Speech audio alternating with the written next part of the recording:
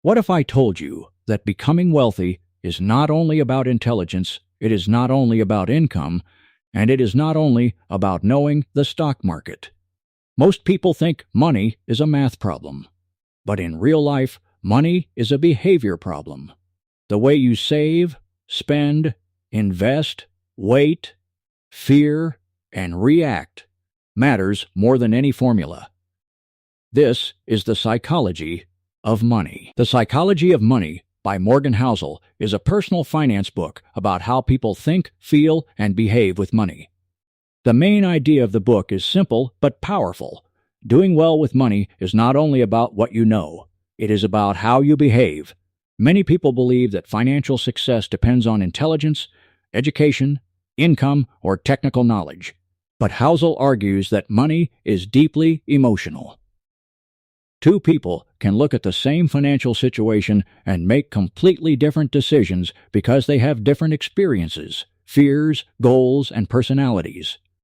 The book is not written like a traditional finance textbook. It does not focus heavily on formulas, charts, or complicated investment strategies.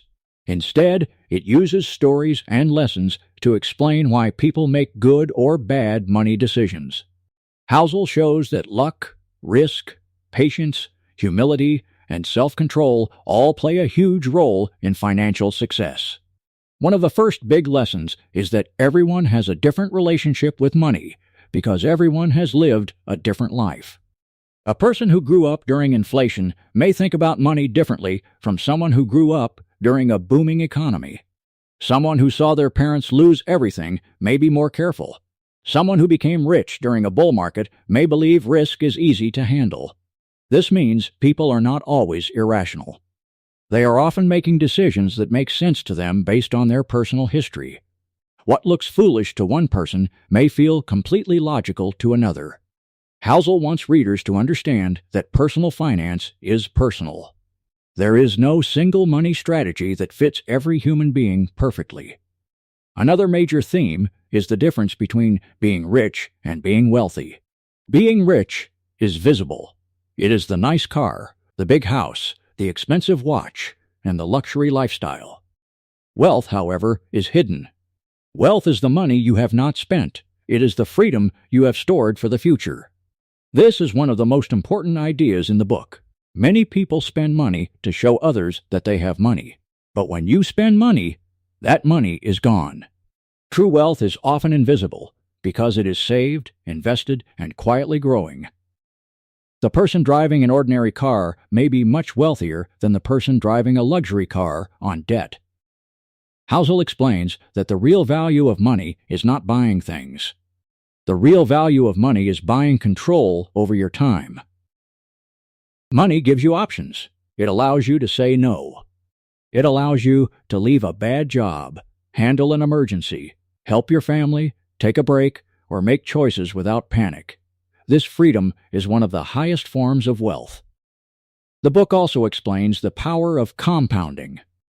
Compounding means money grows on itself over time. Small amounts can become huge if they are allowed to grow long enough. Housel uses the example of Warren Buffett. Buffett is famous for being one of the greatest investors in history, but a huge part of his success comes from time. He started investing young and kept going for decades. His wealth is not only the result of high returns, it is the result of good returns repeated over an extremely long period. This lesson is important because many people want fast results. They want to get rich quickly. But Housel shows that the most powerful financial results usually come from patience. Time is the secret ingredient. You do not need to find the perfect investment if you can be consistent for a long time. Another key lesson is that getting money and keeping money are two different skills. Getting money often requires risk, optimism, effort, and confidence. Keeping money requires humility, fear, discipline, and caution. A person can be very good at making money, but terrible at keeping it. This is why many successful people eventually lose everything. They take too much risk. They become overconfident. They believe the good times will last forever. Housel argues that survival is one of the most underrated financial skills. The goal is not simply to make the highest possible return. The goal is to stay in the game long enough for compounding to work. Risk and luck are also major themes in the book. Housel explains that success is never fully under our control. Some people succeed partly because of skill, but also because of timing, opportunity, and luck. In the same way, failure is not always caused by laziness or stupidity. Sometimes people fail because of bad luck, bad timing, or events they could not control. This lesson creates humility. When we look at successful people, we should learn from them, but we should not assume every part of their success can be copied. When we look at people who failed, we should learn from them, but we should not assume they deserved everything that happened to them. Life is more complicated than that. Housel also warns against comparing yourself to others.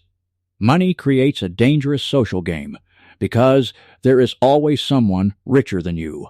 No matter how much you earn, someone else has more. If you build your financial life around impressing others, you will never feel satisfied. The finish line keeps moving. This connects to another important idea: enough. Knowing what is enough is one of the most powerful financial skills.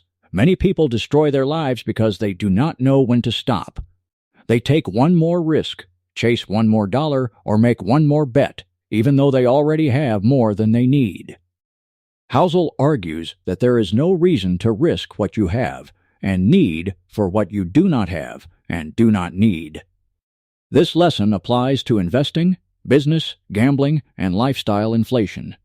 When people do not understand enough, they can lose money, relationships, reputation, and peace of mind. The book also talks about saving money. Housel says saving is important not only for a specific goal, like buying a house or retiring. Saving is valuable because the future is unpredictable. You do not know exactly what you will need money for. Savings give you flexibility. They protect you from surprise. They create independence. One of the strongest points in the book is that you do not need a reason to save. Saving for things you cannot predict is one of the best reasons to save. Life will always bring unexpected problems and opportunities. Having money saved gives you room to respond. Housel also explains that financial plans are useful, but every plan should leave room for error. The future will not unfold exactly the way we expect. Markets crash. Jobs disappear. Health changes. Families change. Economies change. Because of this, a good financial plan should include a margin of safety. A margin of safety means you do not live so close to the edge that one mistake destroys you. You save more than you think you need. You avoid too much debt. You do not invest in a way that requires everything to go perfectly. You prepare for the fact that things will go wrong. Another lesson is that volatility is the price of admission for investing. If you want long-term investment returns, you must accept short-term ups and downs. Many people say they want high returns, but they panic when the market falls. Housel explains that market declines are not always signs that something is broken.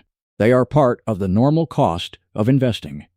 This is why behavior matters more than intelligence.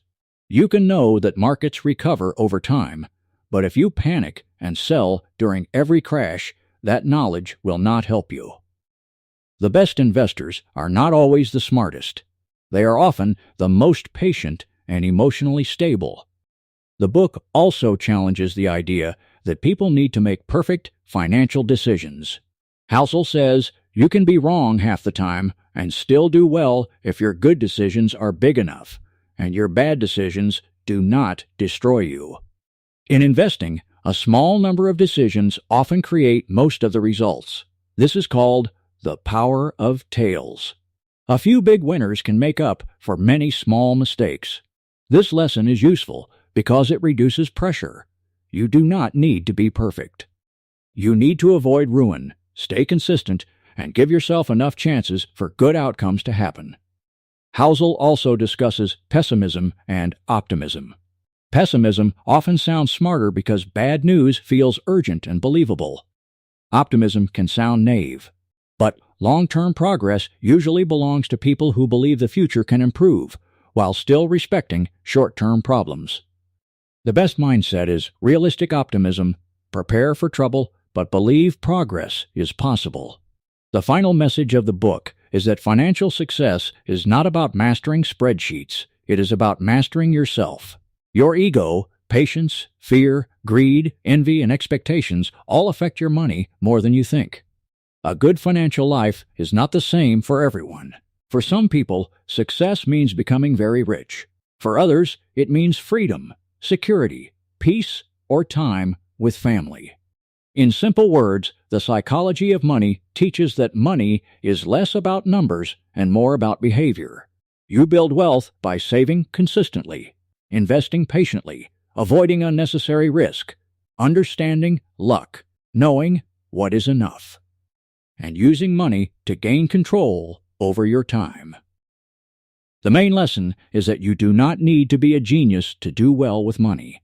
You need humility, patience, discipline, and a clear sense of what matters to you. Wealth is not just what you earn. Wealth is what you keep, what you grow, and the freedom you create for your future.